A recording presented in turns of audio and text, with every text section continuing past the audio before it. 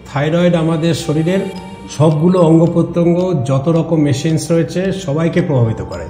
সেই কারণে থাইরয়েড নিয়ে এত আলোচনা হয়। থাইরয়েড কোনো একটা নির্দিষ্ট অর্গানের অসুখ নয়, গোটা শরীরকে প্রভাবিত করে। এই গলায় আমি যেখানে হাত দিয়েছি এইখানে আমাদের একটা গ্ল্যান্ড থাকে ঠিক প্রজাপতির মতো, এটাকেই বলে থাইরয়েড গ্ল্যান্ড। থাইরয়েড গ্ল্যান্ড থেকে আমাদের থাইরয়েড হরমোন উৎপন্ন হয় যাকে আমরা থাইরক্সিন বলি।